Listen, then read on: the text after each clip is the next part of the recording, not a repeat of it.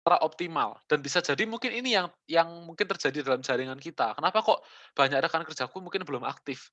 Nah, jangan-jangan mereka masih belum ada keyakinannya atau mungkin belum serius. Kenapa? Mungkin juga bisa jadi karena mereka nggak percaya diri.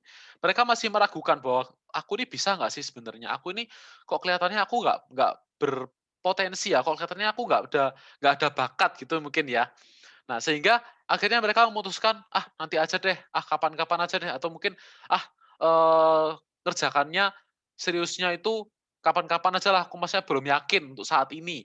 Sehingga mereka cenderung untuk apa, tidak mau serius untuk sekarang, gitu ya. Dan biasanya rata-rata orang yang seperti ini lama-kelamaan mereka akan mundur mundur dan lama-lama hilang ya, atau biasanya kita bilang muntaber, mundur teratur tanpa berita.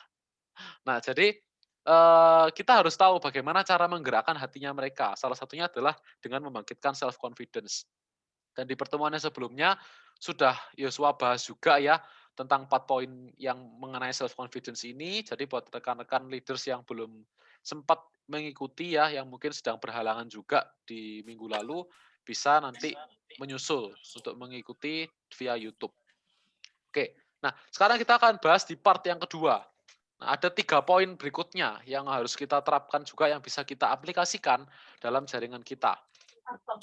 Oke, kita langsung mulai aja. Jadi yang kelima, nah ini juga salah satu hal yang penting. Kita harus berusaha untuk memahami kepribadian dari rekan kerja kita. Nah, ini yang seringkali juga kita miss untuk lakukan. Jadi kita selalu ini menganggap dan memperlakukan setiap orang dengan cara yang sama. Kita selalu menyesuaikan dengan kepribadian kita. Contoh, misalkan orang-orang tipenya koleris. Nah, orang-orang yang suka bekerja dengan cepat, yang punya jiwa leadership yang tinggi. Nah, terus kemudian apa yang mereka lakukan? Ketika ada downline-nya mereka, maka mereka akan cenderung memperlakukan secara koleris. Pokoknya harus cepat. Kalau nggak cepat dimarahin gitu ya. Kamu gimana sih kerjanya kok nggak cepet, kok nggak bisa langsung ke target itu loh. Atau mungkin rekan kerja kita yang kerjanya agak nyantai gitu, yang punya sifat pragmatis gitu ya. Yang sifatnya itu orangnya sukanya nyantai, sukanya hal-hal yang nyaman gitu kan, yang nggak terlalu rumit. Nah, kalau mereka bekerja dengan seorang koleris dan diperlakukan layaknya seorang koleris, yang terjadi apa? Seorang pragmatis pasti stres. Dia stres, kerjanya biasanya nyantai, dia seorang yang ya bekerja, tetap bekerja, tapi terlihat nggak segiat seperti seorang koleris. Ya, kerjanya nggak secepat, nggak setangkas koleris. Terus dipaksa buat kerja kerja cepat gitu ya. Apakah bisa? Bisa. Seorang pragmatis juga bisa, tapi pasti mereka stres. Apalagi kalau baru orang-orang yang masih baru ya. Beda kalau orang yang sudah terproses ya. Mereka terproses, pragmatis yang sudah tahu bahwa untuk berhasil aku harus lebih produktif. Nah, ini pasti mereka akan mau mengeluarkan effort lebih. Tapi bayangkan orang yang baru gabung gitu kan, baru coba-coba jalan bisnisnya, langsung di-push, langsung dibikinin target, langsung disuruh untuk kerja keras gitu misalkan ya, prospek layaknya seorang koleris dalam satu hari langsung 5 sampai 6 kali gitu misalkan ya. Nah, mereka pasti akan mengeluh. Mereka kan merasa seperti bekerja dalam tekanan yang besar. Nah, sehingga yang terjadi apa? Mereka stres, itu kan. Mereka akhirnya jadi stres. Nah, jadi kita harus juga berusaha untuk memahami kepribadian dari rekan kerja kita itu seperti apa. Karena ketika kita berusaha untuk memahami kepribadian mereka, disitulah kita itu bisa membuat rekan kerja kita itu bekerja dengan nyaman. Kayak serasa, oh aku dimengerti sama upline-ku. Kok, oh upline-ku ini memperlakukan aku dengan cara yang tepat. Nah, sehingga mereka ini bisa merasa bahwa kita ini benar-benar punya leadership yang bagus buat mereka, dan mereka bisa tumbuh rasa percaya dari situ. Nah, jadi, karena mereka diperlakukan dengan tepat. Nah, jadi kita nggak bisa memperlakukan setiap orang dengan cara yang sama atau melankolis, bekerja dengan sangat detail, ketemu dengan downline yang sanguin. Nah, sanguin ini tipenya apa? Suka, eee, bercanda gitu kan, suka hal yang seru. Nah, tapi seringkali kalau bekerja itu sering lupa. Nah, ini kan paling nggak seneng orang melankolis ya. Dikit-dikit lupa, kayak gini aja lupa. Masa masa hal kecil aja lupa. Nah, orang melankolis itu paling nggak senang sama orang yang lupaan. Nah, ini juga kejadian ya.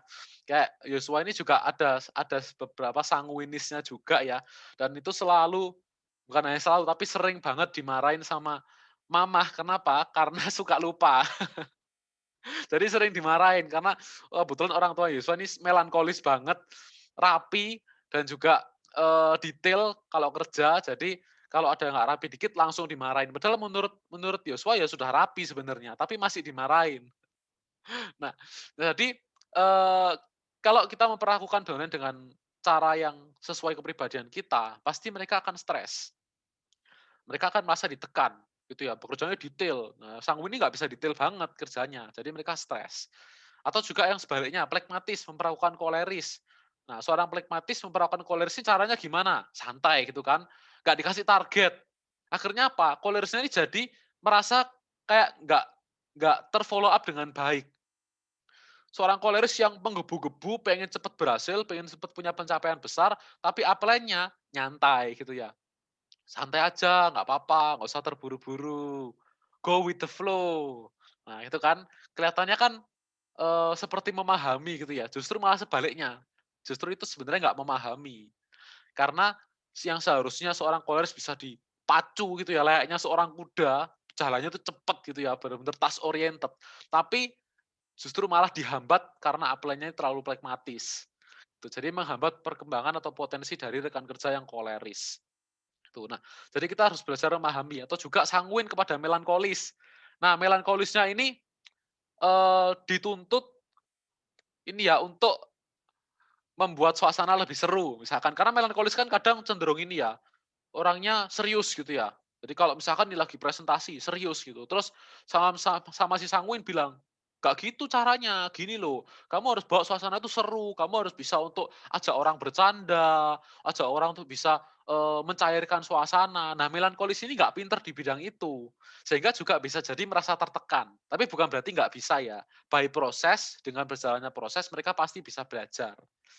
Nah, apalagi kalau sudah jadi sosok pemimpin. Nah, jadi kalau rekan-rekan di sini yang sudah, masuk ke kelasnya leaders, kita harus berusaha untuk memahami.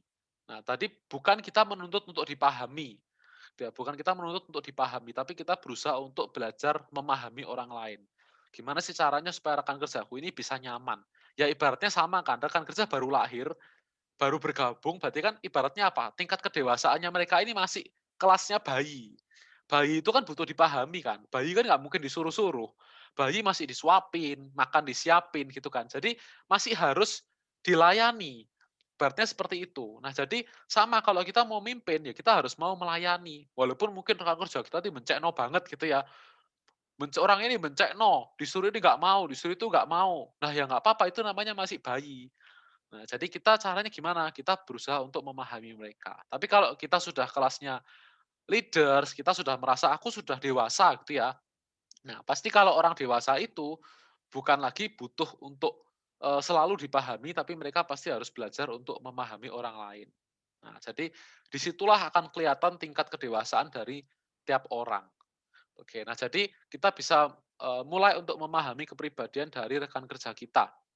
Nah, jadi salah satunya bagaimana supaya kita bisa membuat rekan kerja kita itu produktif. Mereka bisa bekerja secara produktif, yaitu dengan kita memperlakukan mereka sesuai dengan kepribadiannya mereka. Kita buat mereka nyaman, kita buat mereka merasa sangat dipahami, sehingga kalau mereka merasa dipahami, mereka pasti merasa diterima, dan mereka pasti akan mau bekerja sama dengan kita. Oke, karena mereka merasa cocok, cocok sama upline-nya. Dia bisa klop, mereka merasa klop. Nah, akhirnya mereka nggak akan ragu untuk mau serius jalankan bisnis ini. Oke. Nah, jadi, buat rekan-rekan semua, ketika kita punya downline-downline yang, punya kepribadian berbeda, which is kan pasti hal yang wajar ya, namanya kita jalan bisnis jaringan, berurusan dengan manusia, pasti juga kita akan berurusan dengan kepribadian yang bermacam-macam. Nah, jadi, kalau kita mau bisa memahami mereka, misalkan nih kita ketemu sama orang sanguin, jadilah seorang yang sanguin, walaupun mungkin kita melankolis, belajarlah untuk jadi orang sanguin. Yosua belajar dari salah satu leader Yosua yang luar biasa, yaitu Ko Alex. Ko Alex ini orang yang tipe kepribadiannya melankolis koleris. Jadi dia nggak ada sanguinnya. Tapi setiap kali dia bawakan sesi, akan selalu terlihat sisi sanguinnya. Kenapa? Karena dia memaksakan diri. Dia berusaha untuk menjadi seorang sanguin yang bisa menghibur, yang bisa mencairkan suasana. Dan itu kadang orang nggak bisa lihat, mungkin banyak orang juga lihat, oh koalisnya ada sanguinnya. Enggak sebenarnya. Itu by proses. By proses berusaha untuk membaur, berusaha untuk menjadi seperti seorang sanguin, sehingga lawan bicaranya pun juga jadi nyaman. Ya, jadi kita bisa jadi seorang sanguin yang apa, yang lebih ceria, yang kreatif, gitu ya. Nah, kita bisa belajar menjadi seorang yang sanguin. Atau kalau kita berhadapan sama orang yang koleris, ya jadilah seorang koleris, harus berani kasih target, ya harus berani untuk push mereka untuk mau melakukan lebih, harus berani untuk mementoring lebih, mendampingi lebih. Karena orang koleris ini pekerjaannya cepat. Nah, jadi kita juga harus berusaha untuk kerja cepat dengan orang koleris. Justru ini malah enak sebenarnya. Kalau kita ketemu orang koleris dan kita bisa mendampingi cara ritme kerjanya mereka, pertumbuhan jaringannya kita ini bisa lebih cepat kalau sudah dipegang sama orang koleris gitu. Nah, jadi kita harus bisa belajar untuk menyesuaikan. Tahu kalau kita punya domain yang pragmatis. Nah, kita juga harus bisa jadi orang orang yang pragmatis.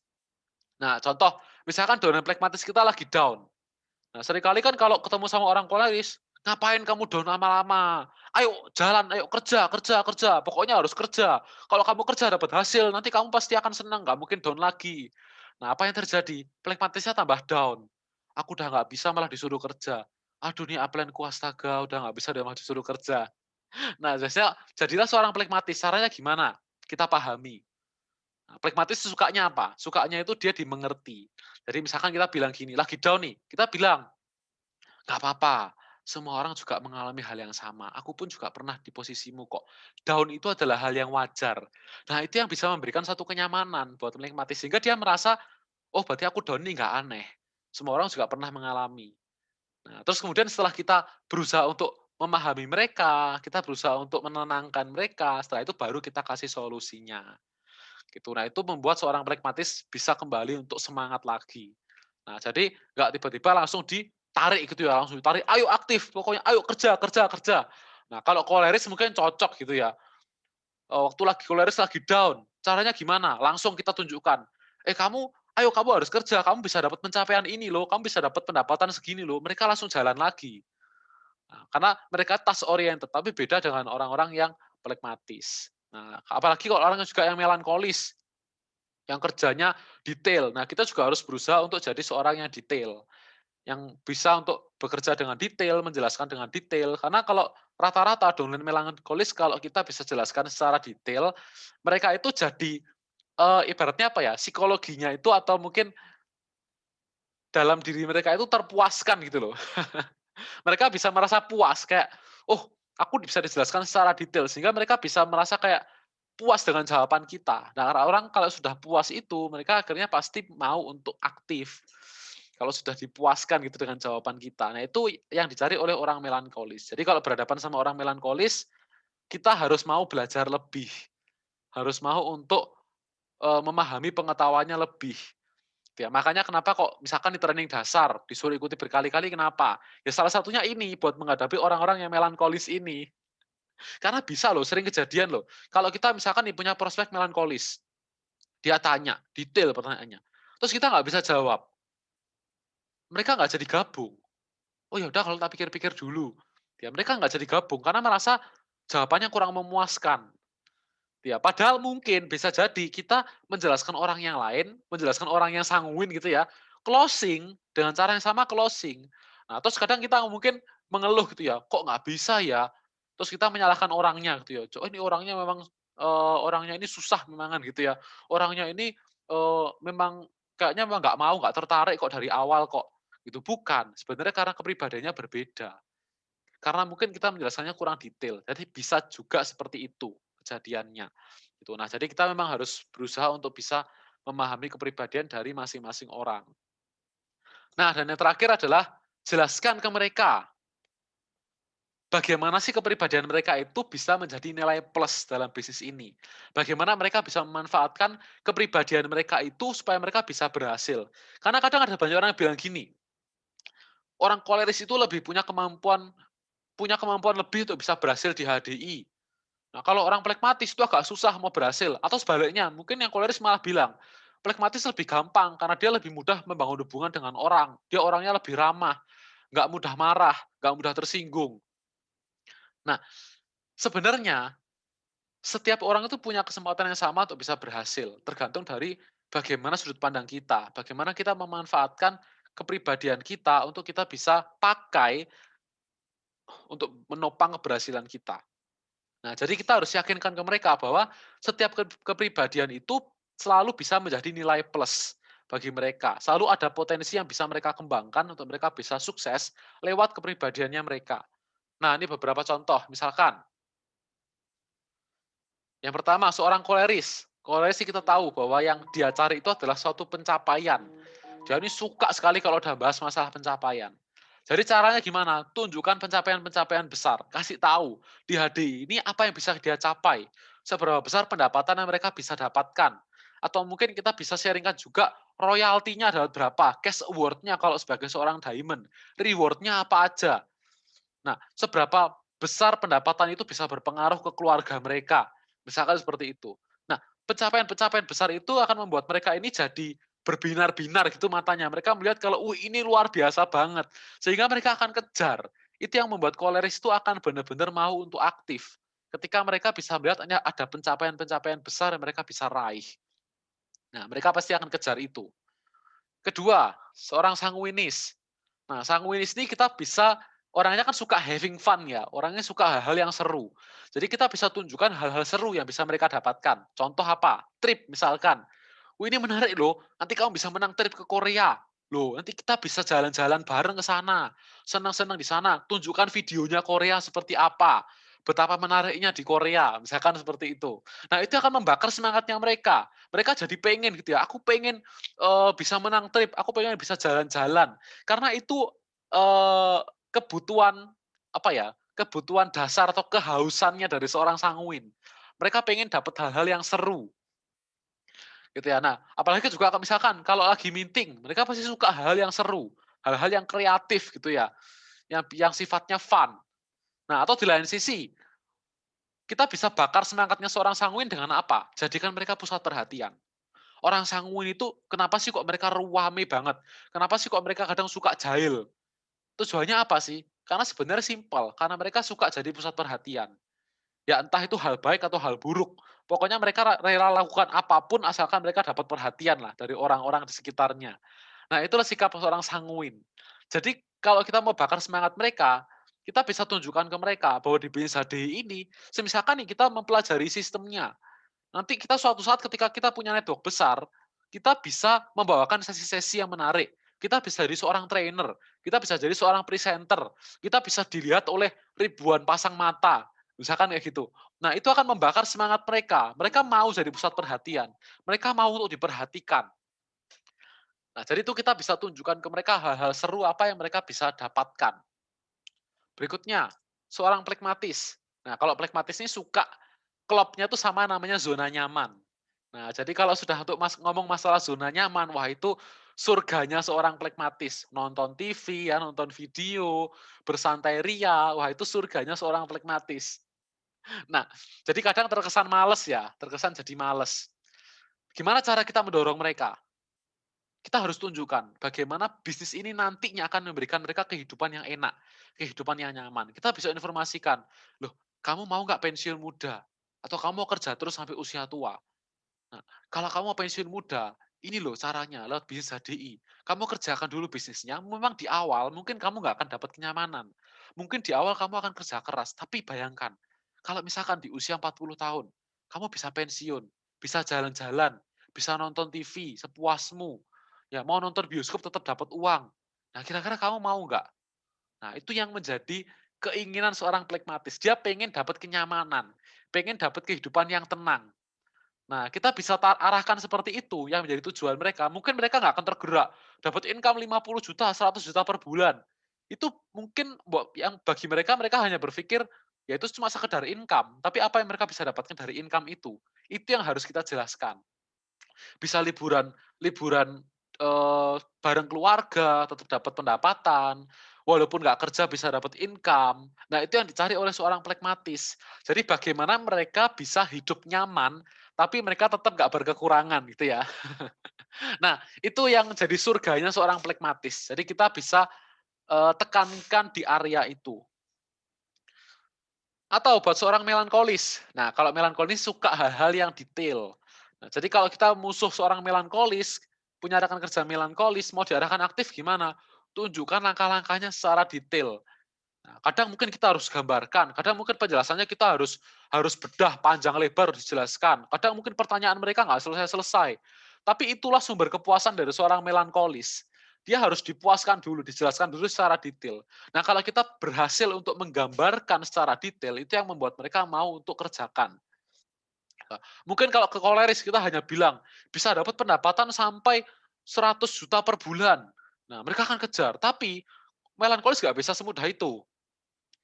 Kalau misalnya kita bilang 100 juta per bulan, mereka akan tanya, 100 juta ini dari mana? 100 juta ini perhitungan rinciannya gimana? Aku harus punya berapa rekan kerja? Duplikasinya seperti apa? Nah, mereka nggak akan terima mentah, tapi harus benar-benar dijelaskan. Nah, detik ketika mereka sudah mulai punya gambaran, disitulah mereka akan kejar. Mereka akan benar-benar mau untuk ngejar apa yang mereka mau capai. Ketika kita sudah bisa jelaskan secara detail. Nah, dan buat rekan-rekan leaders kalau mau tahu lebih lengkapnya tentang kepribadian ini, Yosua sarankan kita bisa pelajari buku Personality Plus. Nah, ini adalah salah satu buku yang umum juga membahas seputar kepribadian.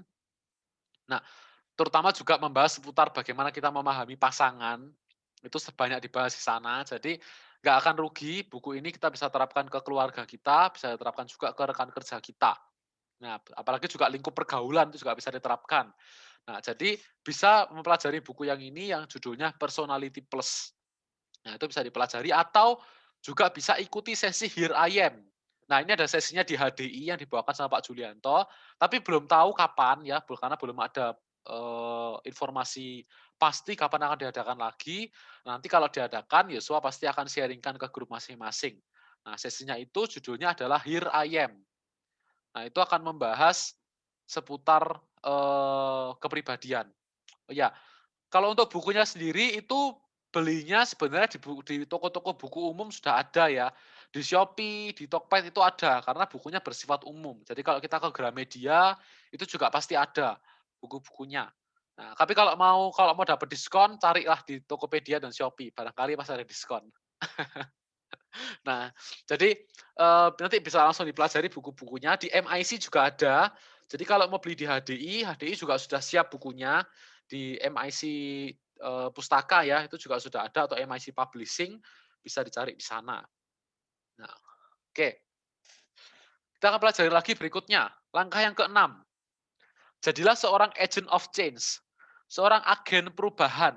Nah, jadi, rekan-rekan, hari ini kan kita pasti menghendaki kita punya rekan kerja yang serius. Kita menghendaki punya rekan kerja yang mau benar-benar aktif. Kita menghendaki punya rekan kerja yang mau terus bertumbuh. Nah, tapi sekarang pertanyaannya, apakah kita sudah menjadi seorang rekan kerja yang kita harapkan? Maksudnya gimana? Maksudnya kalau kita mau rekan kerja serius, seberapa serius hari ini kita menjalankan bisnisnya? Kalau kita mau rekan kerja yang mau terus bertumbuh, seberapa bertumbuh kita hari ini?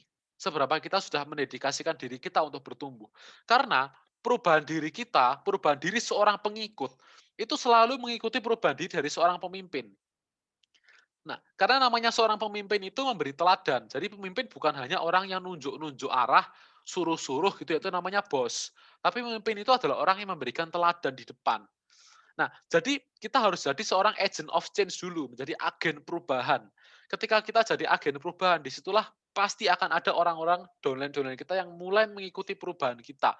Yang mulai mau belajar, yang mau rajin, yang mau untuk baca buku, yang mau untuk rutin prospek, yang mau terus buka kelebaran baru, yang mau benar-benar serius, yang mau meluangkan waktu. Ya, itu kita akan dapatkan ketika kita juga mau mendedikasikan diri kita untuk juga mau berubah. Nah, Yosua sering juga untuk sebutkan quotes yang ini ya, yaitu "Monkey see, monkey do". Bukan berarti kita monyet ya, tapi dalam artian, manusia itu mirip-mirip seperti ini. Kita akan melakukan apa yang kita lihat, bahkan sejak dari kita bayi ya, dari usia bayi, pasti seorang bayi ini akan melakukan apa yang orang tua mereka lakukan. Mereka mengamati mengamati apa yang orang tua mereka lakukan dan mereka coba untuk meniru. Nah, dan sebenarnya hal yang sama, rekan kerja kita yang baru gabung kan juga ibaratnya seorang bayi. Bayi itu akan melihat apa yang upline-nya lakukan, apa yang upline-nya kerjakan, contoh atau teladan dari upline-nya, dan mereka akan mengikuti upline-nya itu. Nah, jadi jangan kita mengharapkan rekan kerja kita berubah kalau kita sendiri juga belum berubah, karena perubahan itu harus bermula dari seorang pemimpin, harus diri kita dulu yang berubah. Mau rekan kerja kita serius, ya kita harus serius. Mau rekan kerja kita terus bertumbuh, ya kita juga harus komitmen untuk bertumbuh. Setiap malam baca buku, dengarkan video YouTube, langganan VIP mungkin kita dengarkan CD-CD BEC, itu kan kita bertumbuh. Terus mungkin juga kita bisa ikuti pertemuan, kita rajin ikuti pertemuan. Nah, itu yang akan membuat terjadi perubahan-perubahan yang drastis juga ke dalam tim kita. Sehingga terjadilah yang namanya proses duplikasi. Seperti itu. Nah, jadi apa yang golden rules-nya ya dalam bisnis HD ini, golden rules-nya apa? Golden rules-nya adalah apa yang orang lain mau, apa yang kita mau orang lain lakukan, kita harus lakukan dulu. Apa yang kita mau orang lain untuk lakukan, kita juga harus lakukan dulu. Disitulah pasti orang akan mulai mengikuti. Satu hal yang cukup tadi Yosua cukup ini menarik ya, tadi sempat Yosua cross check, tadi kan, hari kemarin ya, kemarin sempat Yosua minta tolong ke para leader untuk mengundang rekan kerjanya yang minimal manajer, yang minimal peringkat manajer dan terlihat berpotensi untuk bisa diundang ke meeting leader ini.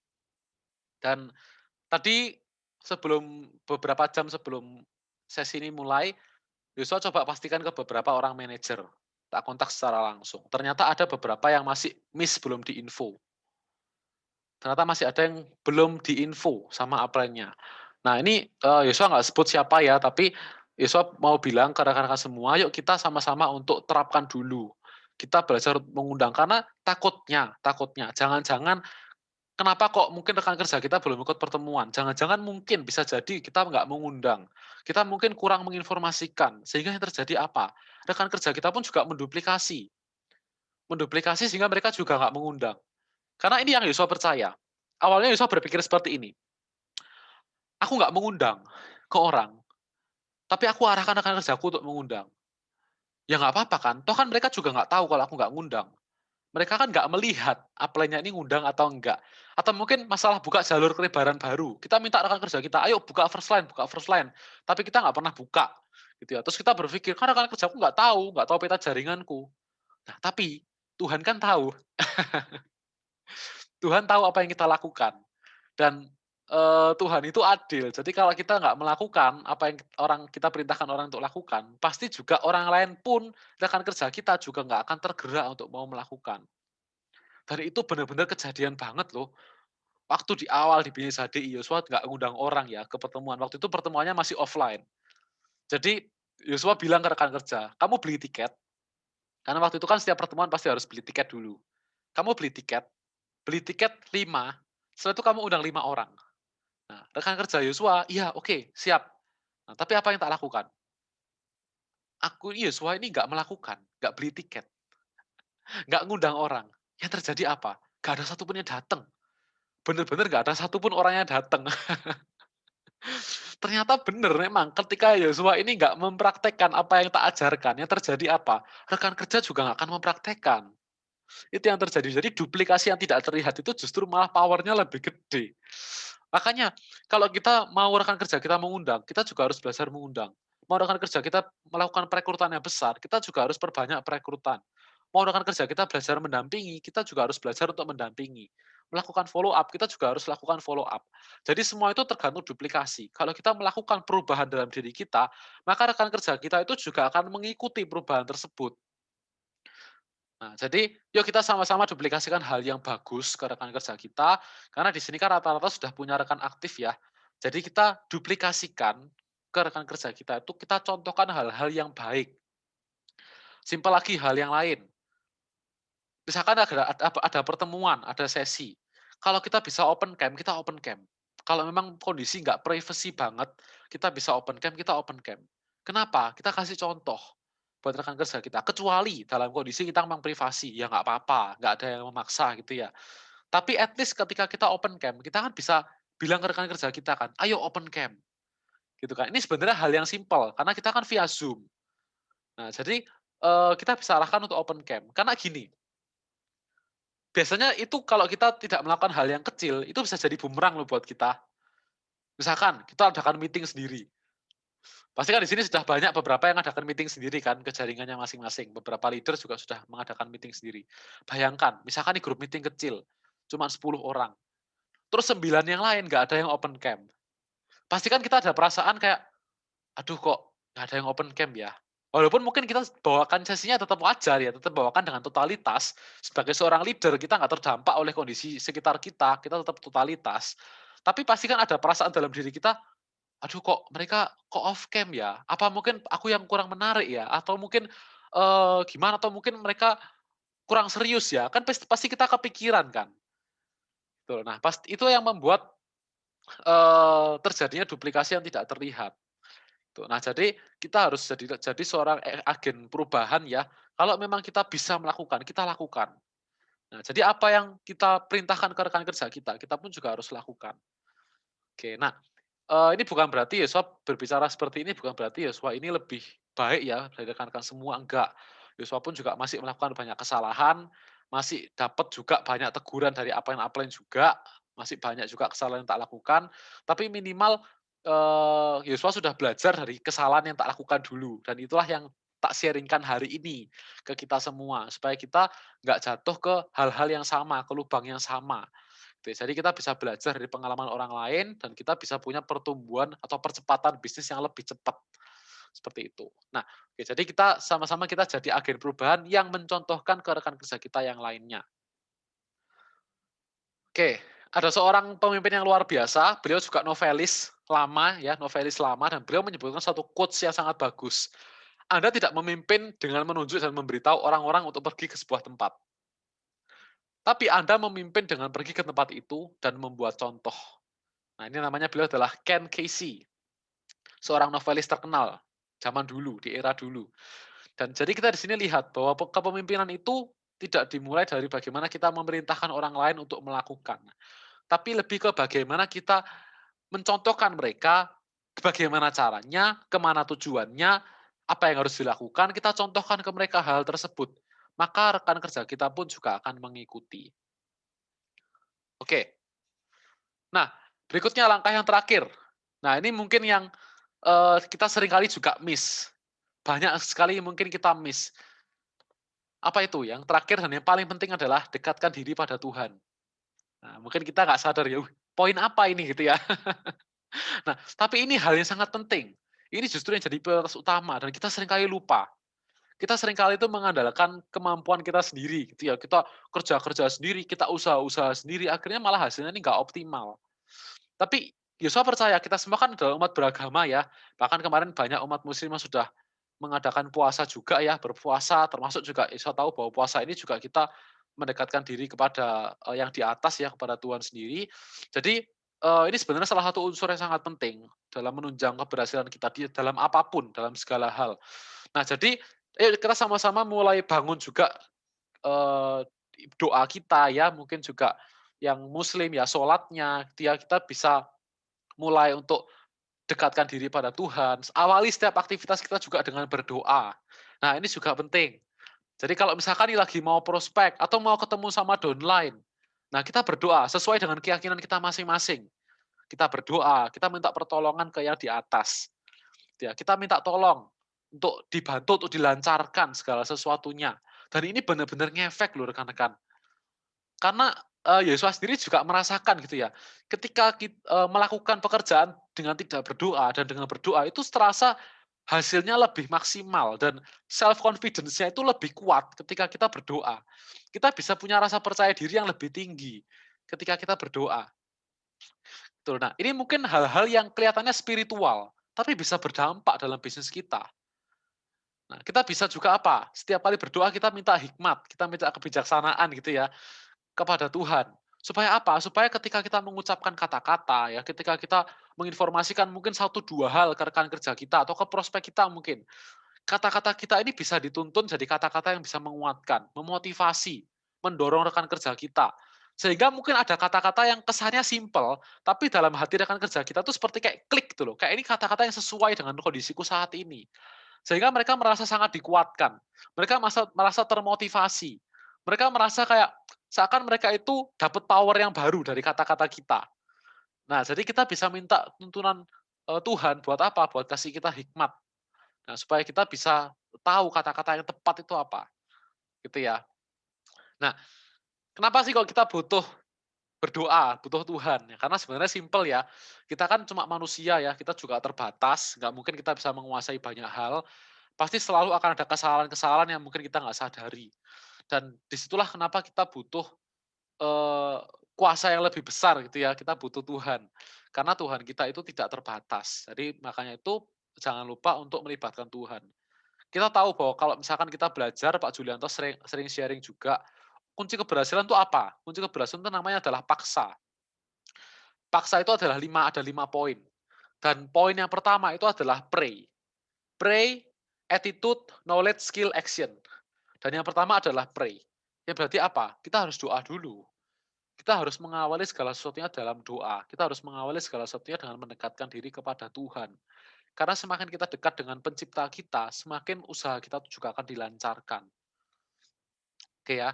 Nah, jadi kita jangan pernah lupakan poin yang ketujuh ini, karena poin yang ketujuh ini yang benar-benar akan membuat berhasil 6 poin yang sebelumnya. Jadi ini yang paling penting, kita harus untuk memperbanyak juga dari sisi keagamaannya kita ya.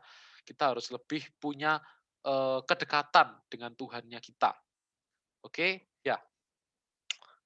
Nah, sudah 7 poin sudah selesai dari apa yang kita pelajari hari ini ya. Tapi ini ada sedikit sharing juga tambahan dari Yosua. Jadi rekan-rekan, kalau kita mau tahu apakah rekan kerja kita itu pasti bisa aktif, kalau ketika kita menjalankan 7 poin yang tadi, kira-kira apakah ada suatu kepastian bahwa rekan kerja kita itu pasti akan aktif? Jawabannya enggak ada kepastian. Tetap enggak ada kepastian rekan kerja kita pasti aktif. Tapi apa yang kita lakukan? Kita harus lakukan secara konsisten dan berulang. Karena kalau hanya sekali dilakukan, nggak mungkin mereka langsung aktif, tapi kita harus konsisten. Kita kerjakan secara konsisten. Kita ulang-ulang prosesnya secara berulang.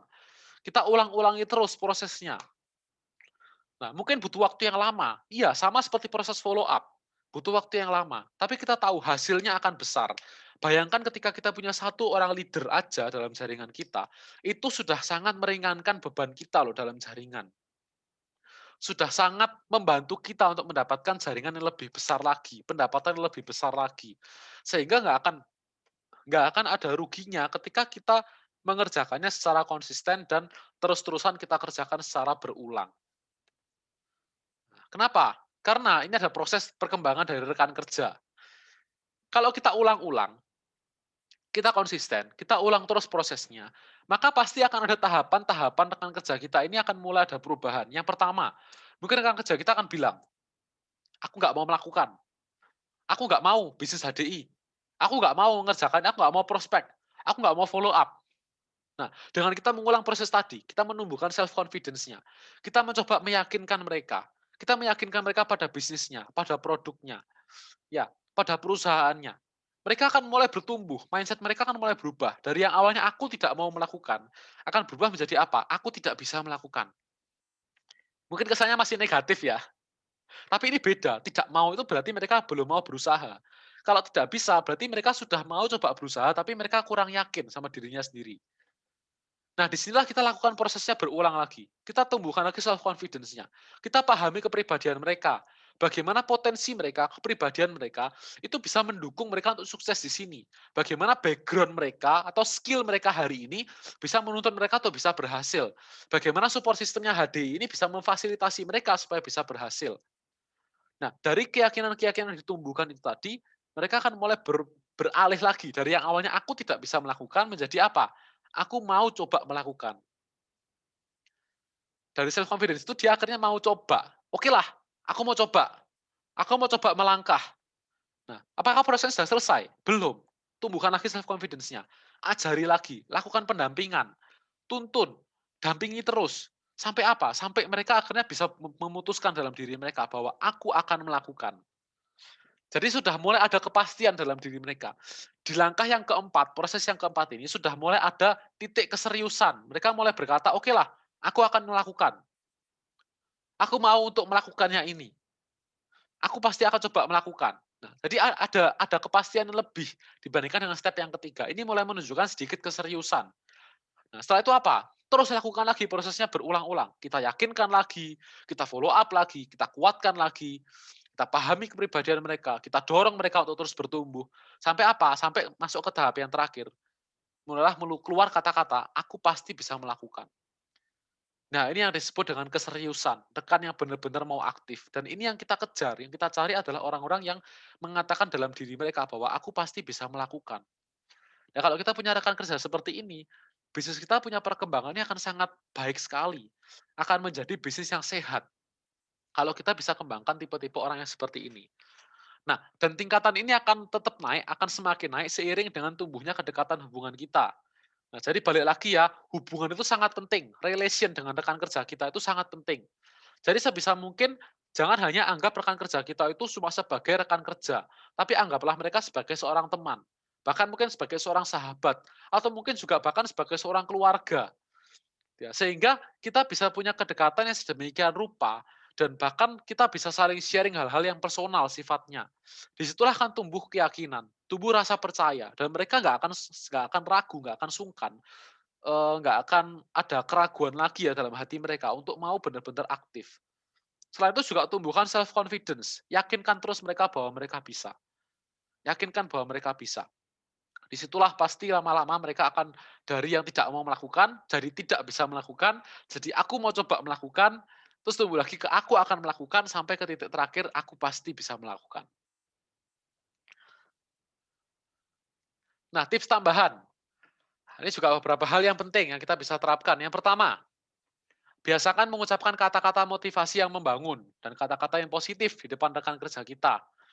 Nah, jadi kita harus kurang-kurangi ya, kurang-kurangi untuk ngomong-ngomong perkataan yang kurang baik, keluhan gitu ya. Jadi kita masuk poin yang kedua langsung, kita harus hilangkan kata-kata yang penuh dengan keluh kesah, gosip, perkataan negatif di depan rekan kerja kita itu harus dihilangkan. Karena di bawah, inputan ke bawah itu harus hal-hal yang positif. Jangan kasih hal-hal yang negatif. Ada mungkin beberapa apel di jaringan lain sempat kejadian ya seperti itu. Mereka mengalami masalah, terus mereka merasa udah deket sama rekan kerjanya. Terus mereka cerita hal yang negatif. Aku loh barusan prospek, aku ditolak. Aduh, aku merasa kayak susah banget bisnis ini. Nah, mungkin kelihatannya kita cerita ke orang yang deket sama kita. Atau mungkin dolen kita itu sahabat kita sendiri gitu ya. Terus kita cerita seperti itu. Tahu nggak apa yang di pikiran mereka? Mereka pasti mikir gini, Yosua aja nggak bisa, apalagi aku. Apain ku aja bingung, nggak bisa, aku tambah lagi. Nah, akhirnya disitulah mereka down, mereka jadi down. Mungkin kita nggak sadar, kita merasa, loh kan itu sahabatku sendiri, ya wajar dong aku cerita, wajar kita cerita. Tapi itu justru menjadi menjadi kebobrokan lah buat mereka, itu menjadi pematah semangat buat mereka, sehingga akhirnya mereka jadi nggak confidence lagi, mereka jadi nggak pede. Akhirnya mereka merasa, "Ah, ya udahlah kalau gitu bisnis ini memang susah kok." Nah, apalagi kalau kita udah cerita seperti itu, terus pas lagi mereka ditolak gitu ya, mereka lagi down, nah kita berusaha untuk menguatkan gitu kan, "Nggak apa-apa down, ditolak itu wajar, semua pasti ditolak, bisnis ini tuh mudah kok, yang penting kita konsisten." Nah, tapi kita sudah pernah cerita kan sebelumnya kan, kalau susah gitu ya. Nah, rekan kerja kita akan ngomong balik, "Loh, kemarin kamu perasaan bilang ini susah deh bisnisnya." Jadi bumerang lagi ke kita. Nah, jadi, kita bisa lemparkan kata-kata yang positif, yang membangun, yang memotivasi, karena itulah tugas seorang pemimpin.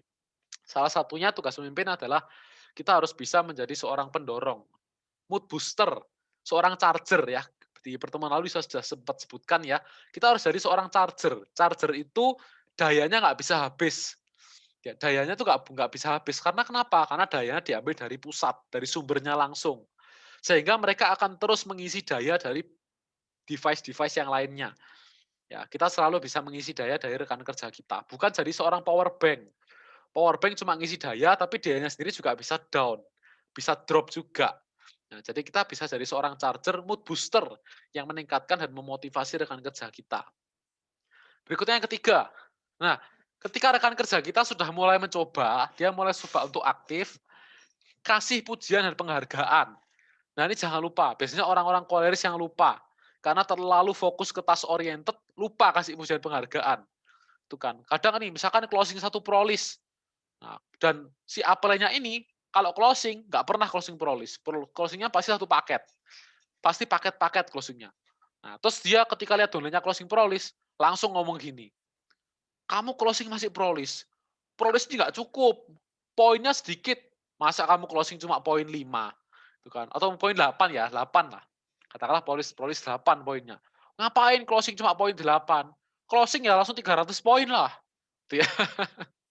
Akhirnya apa? Jadi down dengan kerja kita baru banget mulai gitu ya, closing pengen dipuji, tapi malah nggak dipuji ya, malah dipandang remeh. Nah, akhirnya mereka merasa kurang dihargai. Jadi kita harus berikan pujian dan penghargaan sekecil apapun pencapaian mereka. Mau closing prolis kayak, mau closing member aja, mau mungkin closing cuma pasta gigi gitu ya.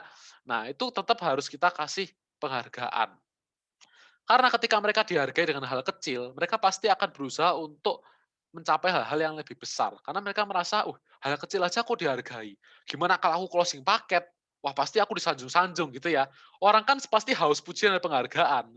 Walaupun mungkin seringkali kalau kita puji, bisa aja, enggak lah, aku enggak begitu hebat. Nah, mungkin merendah ya. Tapi dalam hatinya mereka itu mereka berbunga-bunga. Karena dapat pujian dan penghargaan. Tuh, nah, jadi kita bisa lebih banyak memberikan pujian dan penghargaan sekecil apapun yang mereka capai. Nah, yang keempat, yang terakhir, berikan public credit. Nah, jadi buat rekan-rekan yang sudah punya grup-grup juga ya, sudah ada grup di WA atau grup-grup kecil tiap jaringan. Nah, kalau jaringan kita ada closing ya, atau mereka ada pencapaian tertentu yang mungkin kesannya nggak begitu besar, kasih penghargaan. Mungkin kita bisa bilang nih di grup ya, congrats ya, sudah closing satu prolis keren banget closingnya. Ayo pasti kamu bisa closing-nya lebih besar lagi, next-nya closing paket ya, misalkan gitu. Nah, ketika kita share itu di grup, mereka merasa dihargai. Wah, luar biasa sekali perjuangannya ya, bisa closing satu member aktif. Wih, finally keren banget. Benar-benar hard work pays off gitu. Nah, itu akan membuat rekan kerja kita itu sangat merasa dihargai. Wih, aku sangat disanjung banget ya, bahkan di-share ke grup. Nah, terus apalagi dengan lagi mungkin mungkin upline-nya banyak kan di sana. Di grup mungkin ada beberapa upline. Upline yang lain bisa nambahin, "Congrats ya, keren sekali. Wih, luar biasa pencapaiannya ya. Wih, hebat, kamu benar-benar perjuangan kamu benar-benar luar biasa," misalkan gitu ya, apapun lah. Nah, dengan kita menimpa-nimpa pujian-pujian itu bisa jadi penguatan lebih buat mereka juga. Jadi pendorong buat mereka untuk mau melakukan lebih. Nah, jadi kita berikan public credit kepada setiap rekan kerja kita. Pasti di sini semua punya grup. Jadi kalau kita dapat info nih, ada rekan kerja kita yang closing, nah segera kasih kata selamat, kasih ucapan selamat. Nah, supaya mereka lebih terdorong untuk semakin serius. Oke. Nah, ini satu quotes penutup dari Yosua ya untuk sesi kita pagi hari ini. Ini ada salah satu tokoh yang luar biasa, tokoh pahlawan kita Ki Hajar Dewantoro, menuliskan, "Ing ngarsa sung tulodo, ing madya mangun karso, tuturi handayani." Mungkin yang nggak jawab bingung ya, ini apa ini? Nah, ini artinya di bawah ini. Di depan memberikan teladan, di tengah membangun kekuatan dan terus berkarya, di belakang memberikan dorongan. Dan inilah sikap dari seorang pemimpin. Di depan kita harus memberikan contoh rekan kerja kita, bagaimana cara melakukannya, bagaimana cara memimpin mereka, bagaimana cara untuk mereka bisa sukses. Kita kasih tuntunannya, kita kasih teladannya ke mereka. Nah, supaya mereka bisa melihat apa yang kita juga lakukan, dan mereka bisa menduplikasi apa yang kita lakukan. Kemudian apa? Di tengah, di tengah-tengah tim kita juga membangun kekuatan mereka. Kita terus meyakinkan mereka. Kita bangun self confidence-nya mereka. Dan kita dorong mereka untuk punya pencapaian demi pencapaian. Nah, jadi kita terus berusaha untuk mendorong mereka jadi pribadi yang lebih baik. Meyakinkan mereka, mendampingi mereka, itu juga tugas seorang pemimpin. Tapi bukan berarti di situ, di belakang kita juga harus ada untuk apa? Memberikan dorongan. Ketika mereka down, ketika mereka mengalami kendala, kita motivasi mereka, kita kuatkan mereka, kita yakinkan lagi mereka, kita tingkatkan lagi mood-nya mereka, kita jadi seorang mood booster bagi mereka. Nah, inilah tugas seorang pemimpin. Mungkin kita kesannya gini ya, kok jadi banyak tugasnya pemimpin ya? Iya, ya itulah kenapa kita dibayar besar gitu kan. Itulah kita dibayar besar. Seorang CEO nggak mungkin dibayar dengan gajinya supervisor. Nggak mungkin, karena kerjaannya lebih banyak. Kerjaannya lebih mikir, membutuhkan lebih banyak effort. Sama dengan hari ini kita di HDI. Kalau kita jadi seorang pemimpin, kita dibayar besar, ya itu wajar. Karena untuk itulah kita memang dibayar, untuk mengerjakan hal-hal yang nggak bisa dilakukan oleh rekan kerja kita yang baru memulai. Nah, jadi simpelnya gini, Konugroho, mentor kita semua, pernah bilang ke Yosua, kalau kamu mau dapat pendapatan 50 juta, per bulan. Bertindaklah seakan kamu sudah dapat pendapatan 50 juta per bulan. Bekerjalah seakan kamu sudah dapat pendapatan 50 juta per bulan. Kalau kamu masih bekerja dengan cara kerja sebagai seorang yang punya pendapatan 10 juta per bulan dan kamu mengharapkan 50 juta per bulan, nggak mungkin. Itu sangat nggak mungkin. Nah, jadi kalau kamu punya target, bekerjalah seperti kamu seakan-akan sudah menerima targetmu. Maka disitulah Tuhan pasti akan kabulkan. Pasti kamu akan diberikan pendapatan sebesar dari yang mau kamu terima. Dan itu benar-benar terjadi. Ketika kita bekerja dengan lebih keras, sesuai dengan target yang mau kita dapatkan, maka kita pun juga akan mendapatkan pendapatan sebesar itu.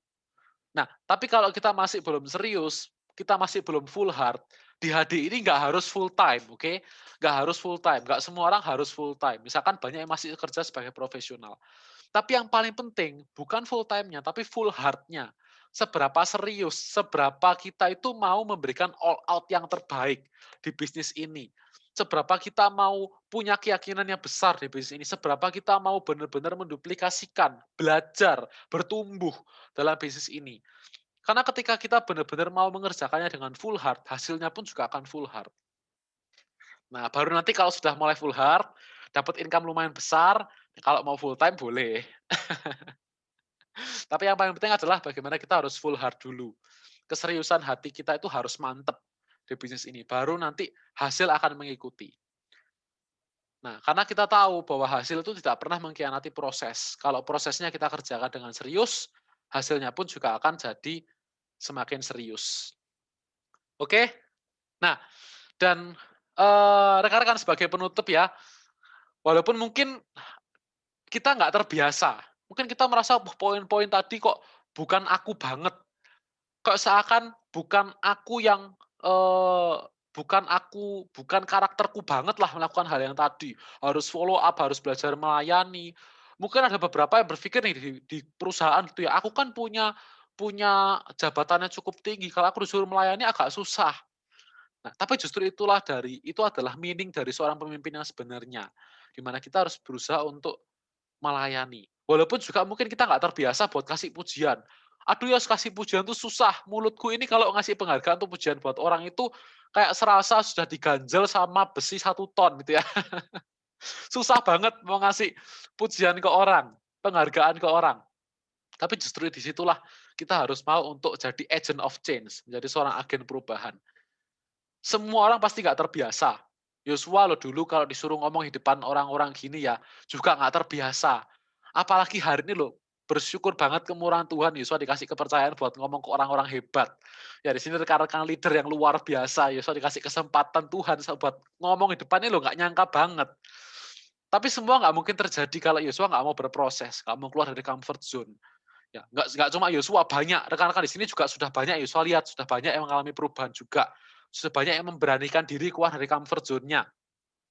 Salah satunya yang pakai Yosua pakai buat contoh ya, Celisa. Celisa dulu nggak sabaran banget. Orangnya mungkin suka gercep, pokoknya cepet gitu ya. Terus kalau ada orang dikit nolak langsung pengennya disantap semua. Sekarang berubah total, lebih sabaran, terus lebih kalau ditolak masih bisa follow up, masih bisa bersikap baik, masih sharing-sharing, lebih sabar. Nah, itu nggak mungkin kalau kita nggak membiasakan diri, pasti harus keluar dari comfort zone. Nah, jadi justru beberapa hal yang mungkin kita belum lakukan, justru mungkin itulah yang membuat tim kita belum berkembang. Jangan-jangan justru hal itu yang membuat tim kita mengalami stagnasi. Nah, jadi, di, sesi yang sebelumnya, sempat Yosua bilang ya, quotes dari Albert Einstein yang bilang, "Kegilaan itu adalah melakukan hal yang sama, tapi mengharapkan hasil yang berbeda." Nah, sama kayak misalkan kita kita mengharapkan dapat kopi, nggak mungkin kan kita bikinnya pakai bahannya teh, yang akan jadi kopi sampai kapanpun. Nah, jadi kalau kita mau dapat hasil yang berbeda pun juga kita harus melakukan hal-hal yang berbeda, yang mungkin menurut kita kayak kurang nyaman, susah dilakukan. Justru itulah yang bisa jadi malah membawa pertumbuhan jaringan kita semakin pesat. Lakukan hal-hal yang baru, maka kita juga akan mendapatkan hasil yang baru. Oke, terapkan 3SA. Apa itu 3SA? Ini quotes yang bagus banget dari Pak Julianto. 3SA itu apa? Terpaksa, dipaksa, terbiasa. Oke, nah jadi awalnya mungkin kita melakukan secara terpaksa, karena mungkin kita dipaksa gitu ya sama upline kita, aku dipaksain terus sama upline, sama. Yosua pun juga dipaksa dulu gabungnya gitu ya. Tapi juga nggak apa-apa, akhirnya juga lama-lama akan terbiasa. Terbiasa untuk belajar, terbiasa baca buku, terbiasa mendampingi rekan kerja, terbiasa memberikan pujian. Dan akhirnya apa? Semua itu akan menduplikasi ke jaringan kita. Mau nggak mau jaringan kita akan mengikuti kita, karena mereka melihat contoh yang baik dari apa yang kita kerjakan. Nah, jadi terapkan 3 sa ini, awalnya mungkin kita dipaksa, lalu kita akan terpaksa menjalankannya, dan lama-lama kita akan terbiasa. Oke, rekan-rekan, sekian sesi dari Yosua, dan rekan-rekan juga ini ya, menyambut dari sesi Enterpriser Camp, di tanggal 20 sampai 26 Mei, minggu lalu Yosua sudah kasih challenge buat rekan-rekan leader. Jadi buat rekan-rekan yang mengundang paling banyak, ini sepertinya Yusuf sudah tahu kandidat yang menang siapa, karena sudah ada yang ngundangnya banyak, hampir 10 orang lebih ke Enterpriser Camp. Nah, buat yang terbanyak mengundang Enterpriser Camp, Yosua akan pilih 3 orang terbanyak. Nanti minta tolong report langsung ke Yosua buat challenge ini ya. Challenge-nya berakhir sampai ditutupnya pendaftaran Enterpriser Camp. Nah, nanti 3 orang yang terbanyak akan dapat hadiah. Hadiahnya apa? Yang pertama, yang paling banyak nomor satu, oh sorry, yang nomor 3 dulu deh. Yang nomor 3 paling banyak akan dapat hadiah aloe propolis cream. Kalau yang nomor 2 akan dapat hand body, dapat hand body lotion. Nomor 1 terbanyak akan Yosua kasih facial wash gel. Nah, jadi itu 3 orang teratas ya, ini masih bisa dimanfaatkan rekan-rekan, karena Enterpriser Camp ini kan salah satu penggerak dari jaringan kita bisa bertumbuh. Nah, jadi jangan kita sayangkan, kita manfaatkan benar-benar.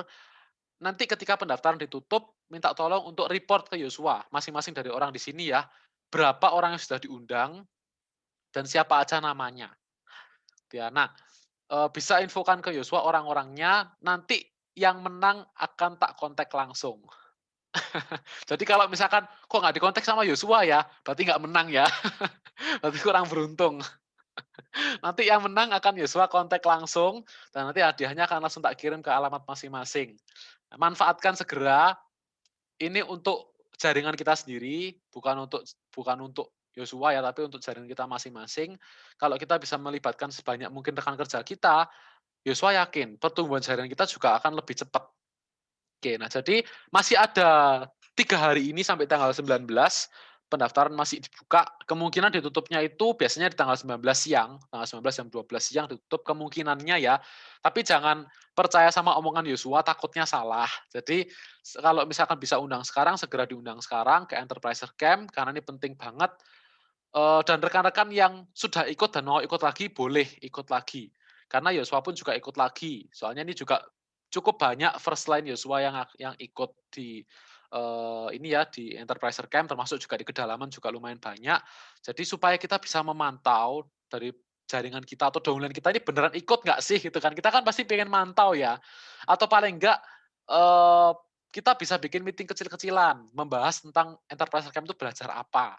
Nah, kalau kita nggak ikut, kan pasti kita bingung ya, mau bikin meeting, kita juga bingung mau bahas apa, karena kita sendiri nggak ikut. Nah, itu kita bisa lakukan evaluasi mereka belajar apa. Nah, itu dengan kita ikut lagi Enterpriser Camp. Jadi nggak apa-apa. Yang bisa ikut lagi, ikut lagi. Karena pasti ada sharing-sharing baru dari Pak Julianto. Nah, rekan-rekan bisa manfaatkan dari sesi Enterpriser Camp ini ya. Oke, nanti bisa segera report ke Yosua tanggal 19 ya. Sebelum pra Enterpriser Camp jam 7 malam tanggal 19, bisa report ke Yosua. Kira-kira siapa aja yang ikut, siapa aja yang gabung. Nah, nanti akan tak list sekalian sambil tak tentukan juga siapa pemenangnya. Oke, nah informasi terakhir dari Yosua juga untuk menutup